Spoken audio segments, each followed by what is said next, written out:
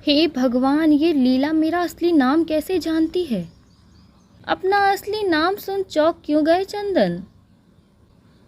ये मेरे साथ हो क्या रहा है? पहले वो बैजू मेरी असलियत जान गया, फिर राधिका मेरे पीछे पड़ गई और अब ये लीला मुझे मेरी असली नाम से बुला रही है। अब ना जाने क्या होगा। मैं तुम्हें ये बताने तुम्हारा इंतज़ार कर रही थी कि मैं तुम्हारे मकसद में तुम्हारे काम आ सकती हूँ। तुम्हारे वो सारे काम कर सकती हूँ जो तुम अकेले कभी नहीं कर सकते। तुम कहना क्या चाहती हो? ये कि राणा से बदला लेने और तुम्हें इन सभी उलझनों से निकालने में मैं तुम्हारी मदद कर सकती हूँ। ये क्या कह रही हो? मैं यहाँ पर एक आम नौकर हूँ। अगर मैं गलत नहीं हूँ तो तुम फिलहाल अपने ही छोटे भाई की पत्नी राधिका से परेशान हो। साथ ही बैजू ने भी तुम्हारी सुनैना को ना जाने क्या पट्टी पढ़ा दी है जिससे वो तुमसे अलग होने वाली है। क्यों, मैं सही कह रही हूँ ना चंदन? तुम्हें ये सब कैसे पता? देखो चंदन, मेरे पास तांत्रिक क्रियाओं से सिद्ध कुछ ऐसी काली शक्तियाँ हैं जिसका उपयोग कर मैं तुम्हें तुम्हारी सारी परेशानियों से बाहर निकाल सकती हूँ। लेकिन उसके बदले तुम्हें भी मेरे मकसद में कामयाब होने में मेरी मदद करनी होगी। क्या है तुम्हारा मकसद? राणा की जान। क्या? हे भगवान, मैं तो पिताजी से सिर्फ बदला लेना चाहता था, लेकिन अगर इस लीला से हाथ मिला लिया तो ये तो उसकी जान ही ले लेगी। क्या सोच रहे हो चंदन? यही कि आखिर तुम उसकी जान के पीछे क्यों पड़ी हो? आखिर उन्होंने तुम्हारा ऐसा क्या बिगाड़ा है? उसने मेरा सब कुछ छीन लिया है चंदन। सुनो, बहुत सालों पहले की बात है। मैं पास ही के एक गांव में रहा करती थी।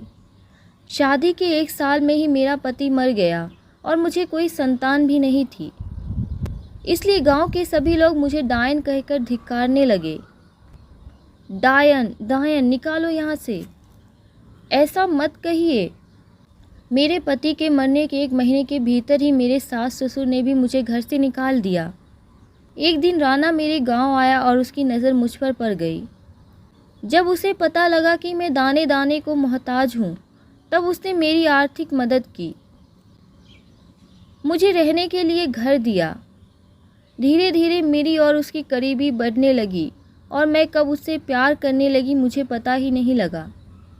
फिर लेकिन जब तक मुझे पता लगा कि उसकी शादी तो पहले ही हो चुकी है, वो मेरे साथ कई रातें बिता चुका था।